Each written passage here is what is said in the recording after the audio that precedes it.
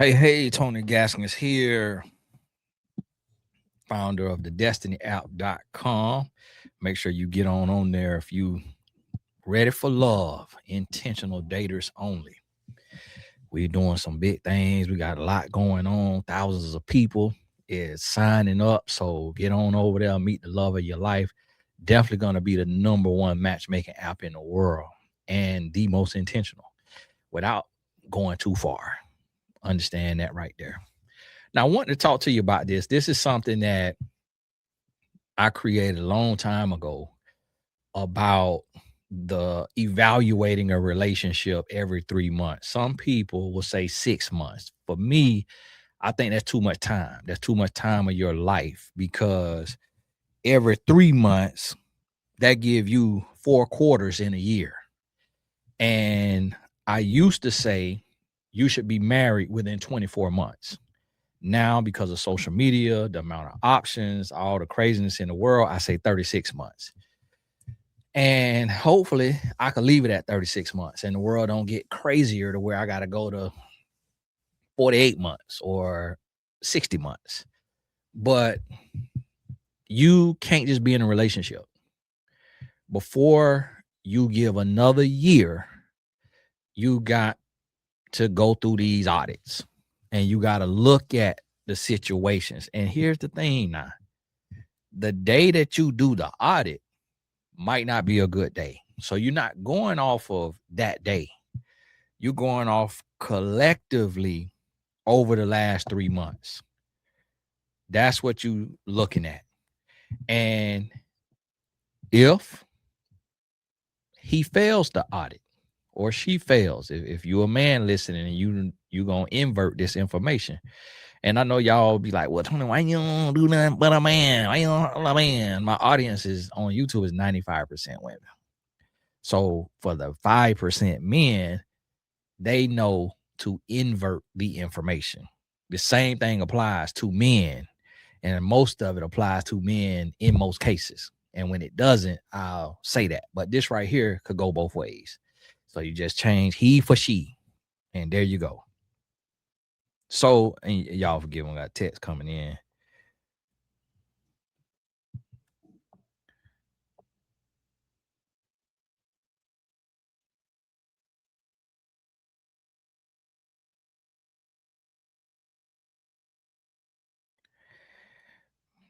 So this what you got to realize. Got one of my clients going through a tough time. When you go to do this audit, now you can add in your questions or what have you, but I'm gonna give you a few of them that you can kind of go through and think about and work on. And as you get into this, then add or subtract. Now, the first one, it could be the only one and the hardest. And that is, am I more peaceful than I was? Now, there's caveats and nuances to that because I know, like for me, if I have a very stressful season and it's a lot going on, my wife might not feel as much peace in that season.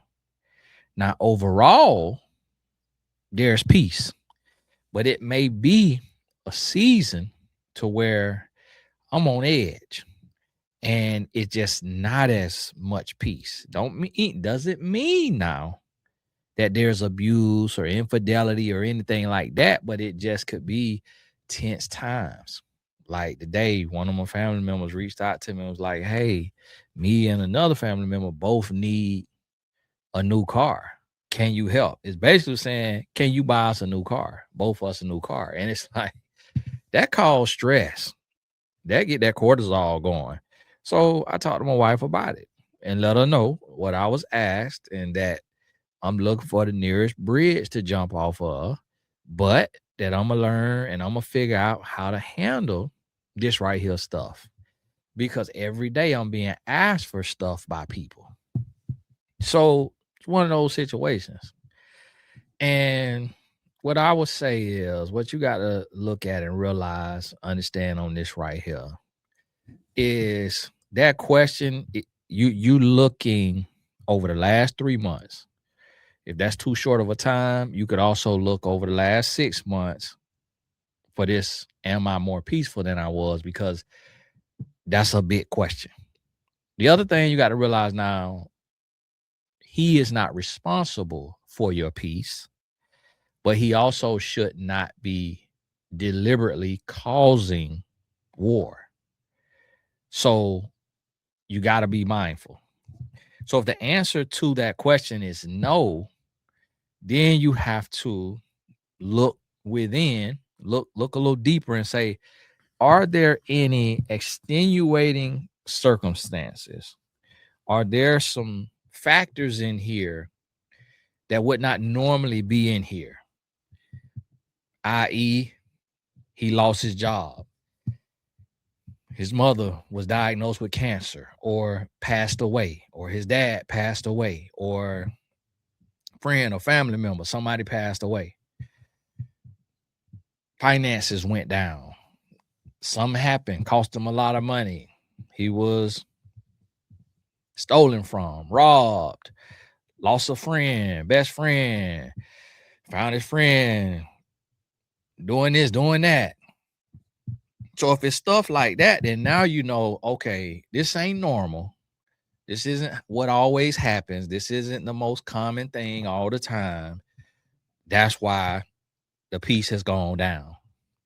But now, if ain't none of that right there going on, work ain't more stressful, stuff ain't going crazy and all of that, then it's like, okay, we got to look into this here now, Playboy. What we got going on here now? Like, wow, what you up to? What you into?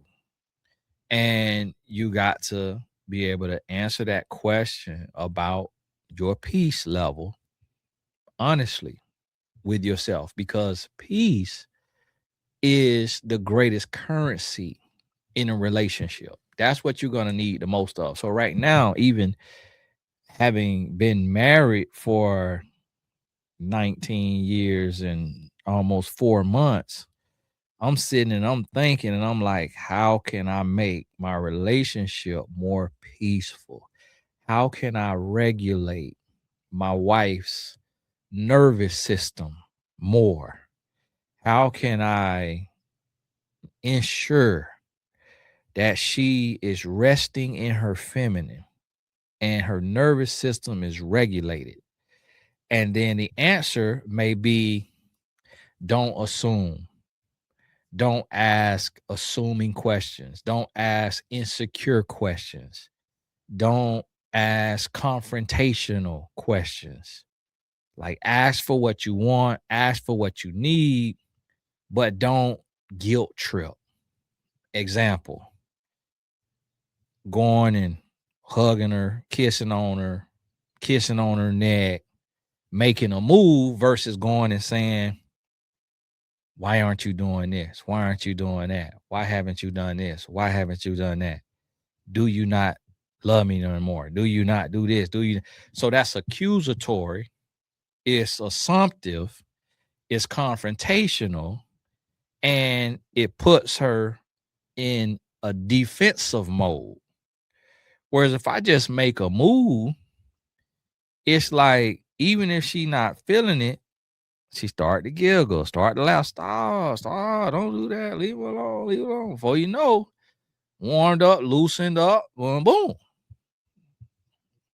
Done, dotto. And so that's what I mean. Like, the piece is not just one size fits all. It's things that go in there, things that got to be done. Now, y'all see how the men watching this, you got them a little nugget.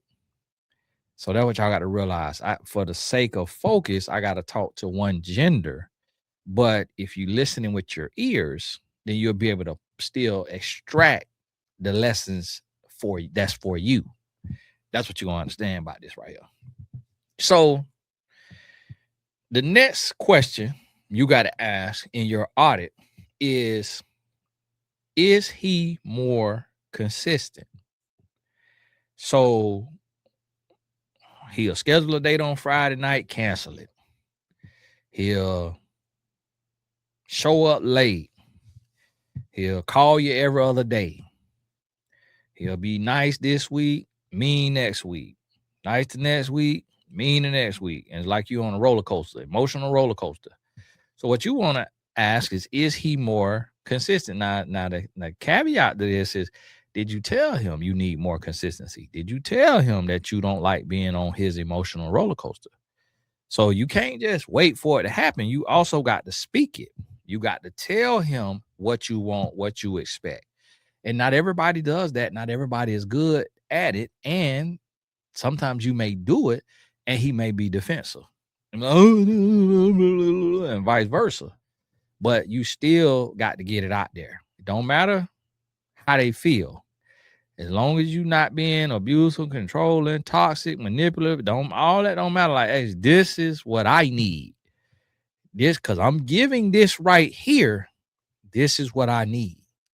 So don't have me giving all of it right here and then you're not reciprocating at all. No, God need that. We need that. And so once you get that there, then now, bling blow. Now you got what you need because you asked for it. And listen, it's okay to give feedback, a write-up, a progress report. I'm not talking about literally going and having that yellow piece of paper or that pink piece of paper with all the notes on what they could do better. I ain't talking literal now. I got to say that because some of y'all will be right down there to Staples buying the evaluation pad and filling it out and handing it to them. I'm not saying that literally now. But during this evaluation, when you see what you need to see based on your evaluation, you need to sit down and have a conversation and say, hey, I want to talk to you because I noticed that you've been pretty inconsistent lately. And for me, that's a no-fly zone. Like, I'm not going to be able to trust you and to follow your lead to submit to you in marriage if you're not consistent. So I just want to know that you're going to be consistent. And he may say, what do you mean by that? What am I not doing? Like, what do I need to do differently? Like, what do you mean by I'm not being consistent? I am consistent. You're not consistent. So he might get defensive. He might get deflective. You stay cool, calm, and collected. You press the line, hold his feet to the fire. Don't shut down. Don't back down. Don't get loud. Don't get accusatory. Don't curse.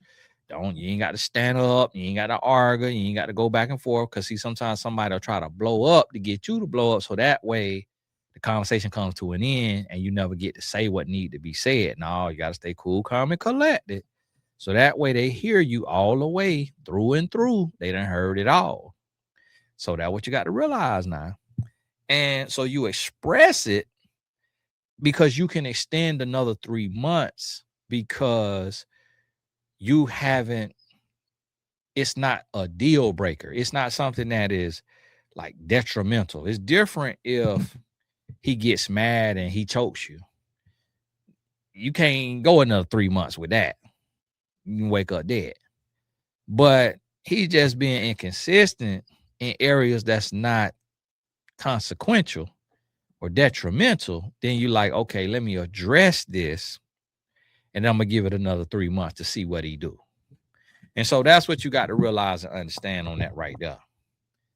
And y'all give me 1 second right here. I need to do this for my client real quick. I'll be right back.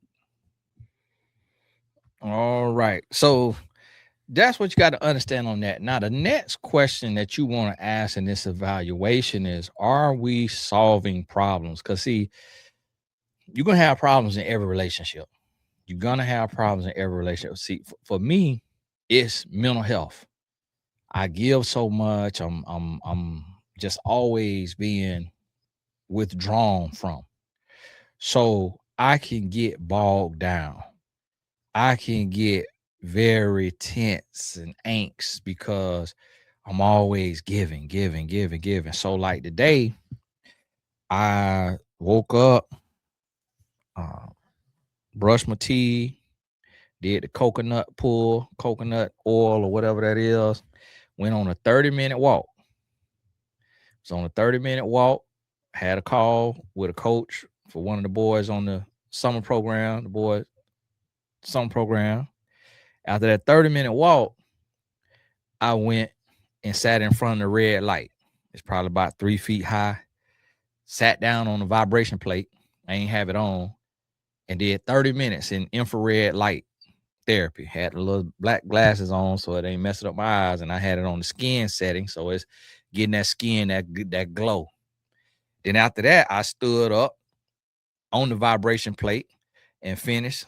Just stood on up there, just doing that little twerking on that vibration plate, getting that lymphatic going, and did that for about 5 minutes.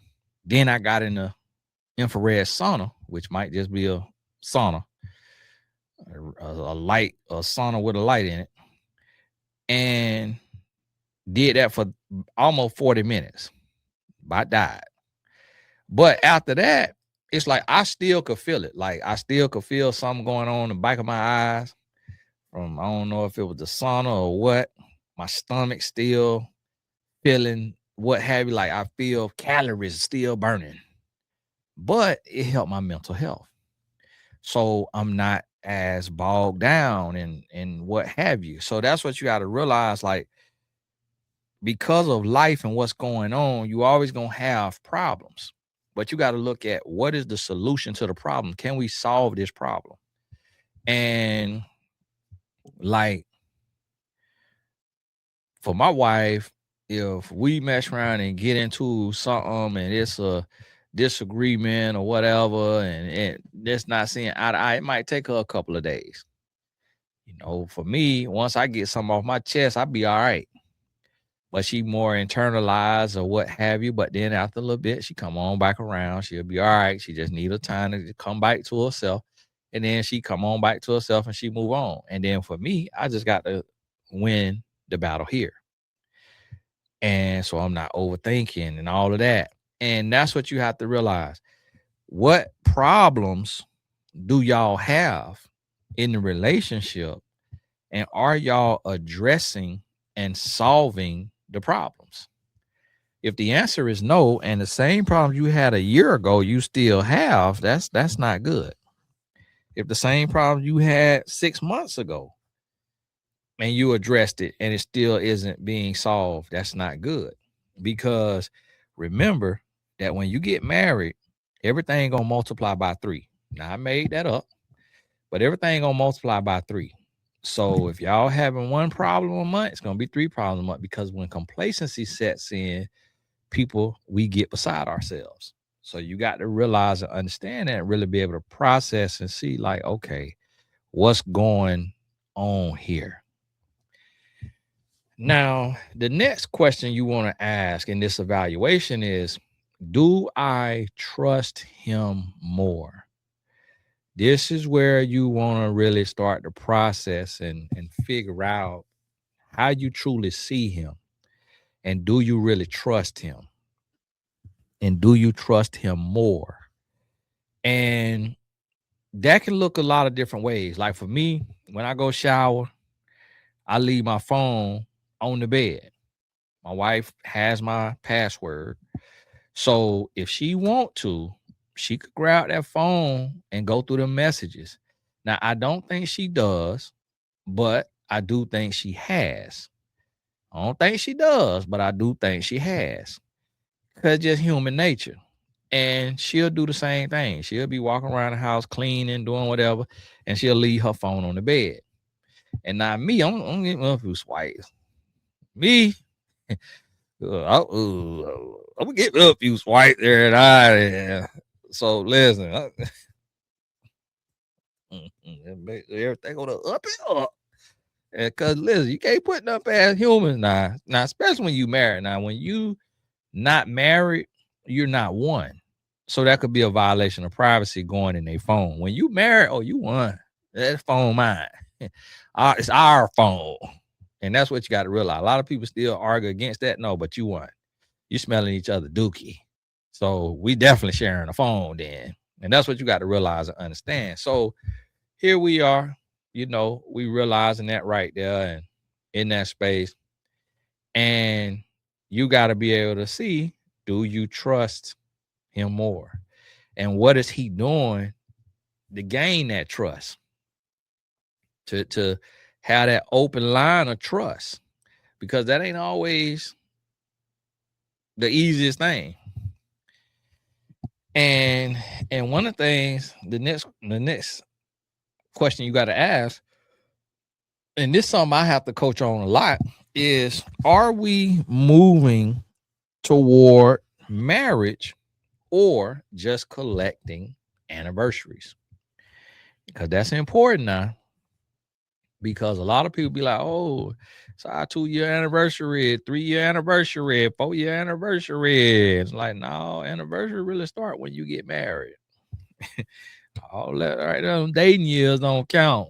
When you get you official letter work, some real paperwork, now that's when you official, because you ain't got no rights outside of marriage. You ain't do nothing. Ain't nothing owed to you. You're not do anything. He could just wash his hands with you and go on by this business. Don't owe you a thing. When you get married, now you got some rights. Now you got some legalities. Now he take a stupid pill. It's a price to pay. So you got to realize and understand that now. Got to realize and understand that. So you're gonna get to that place to where you got to look and you got to ask, all right, what's holding us back now? And there could be certain situations that put you into the space of being an exception to the rule. That's not out the picture. That's not unrealistic. That could be a thing. So for me now, I'm gonna look at this here and I'm gonna see, like, okay, are we moving forward and how are we moving forward and what's holding us back? So I say 36 months. You need to be married within 36 months. The caveat to that is if you are 25 years or older. So if you're under 25, your brain ain't even finished developing. You're young, you're still in school or still figuring out, you're still getting there. But once you cross 25, you got 3 years. From 25 to 28. 28, you need to be getting married. You need to be getting married. If you're already 28, 27, 28, then 31, you need to be getting married. 27, 30, y'all need to be getting married. If y'all ain't getting married by them 3 years, by that 3-year mark, I'm gonna tell you now, it ain't looking good. It don't mean you're not gonna get married. I know people get married year 7, 8, 10, 15, 20, 25. Remember, like the lady, they said the elderly lady, she saying she hadn't made them wait. She been with them, I can't remember, 30 or 40 years before she married them. Which is not wise. But the thing about that is you got to look and realize and see, like, okay, what do we have going on here? What's real in this here relationship? Because now there's some situation that could keep you from not getting married within them 3 years, which may be, I say, like deployment. Y'all got to give them here tired now. Bed lady and woke up. So I say deployment.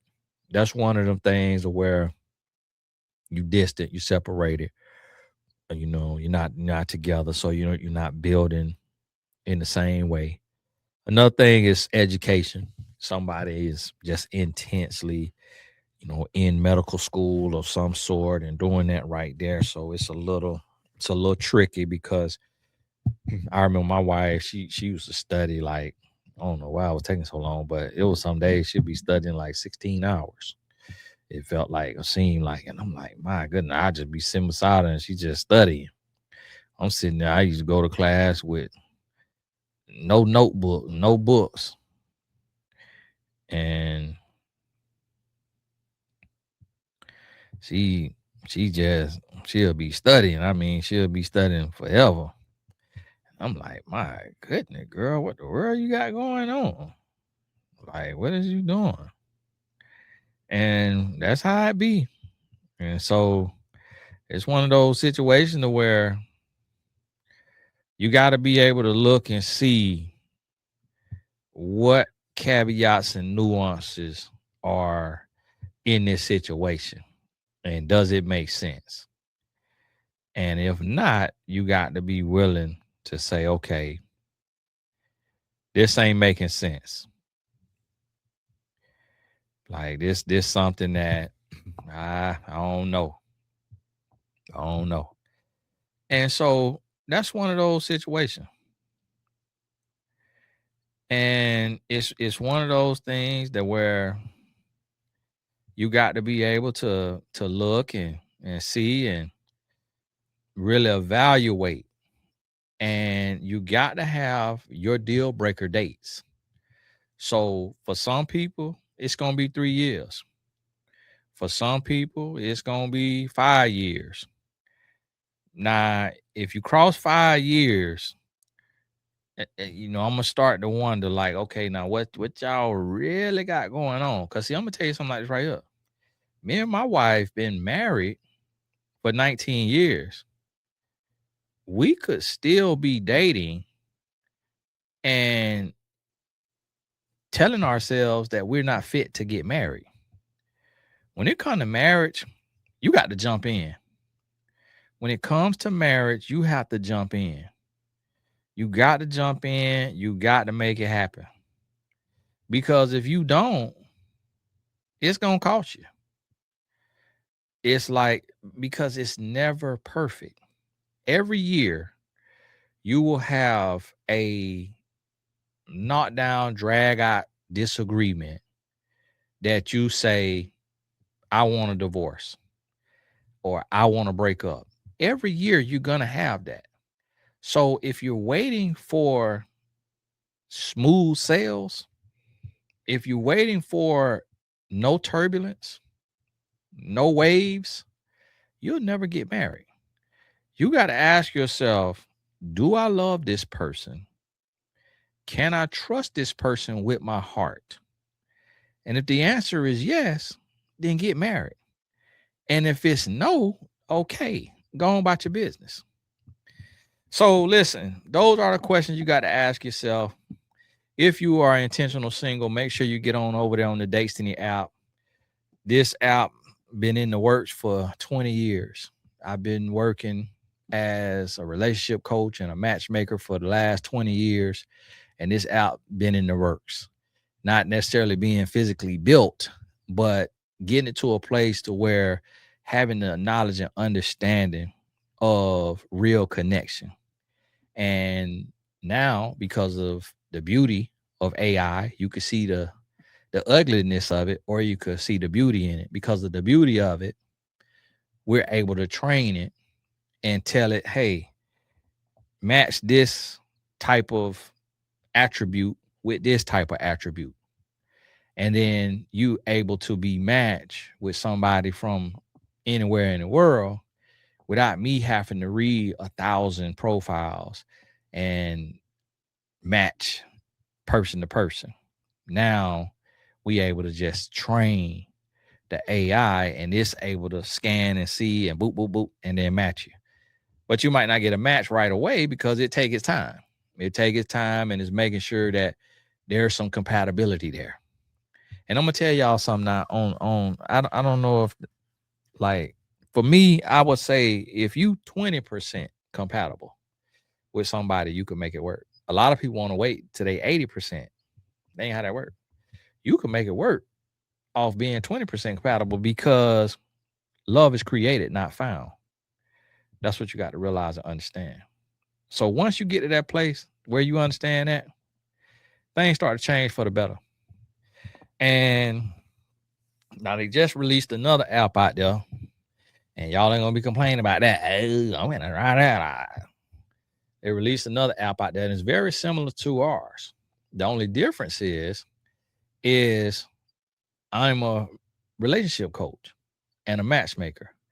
So it's a different mindset. It's a proprietary things in place that is going to separate it.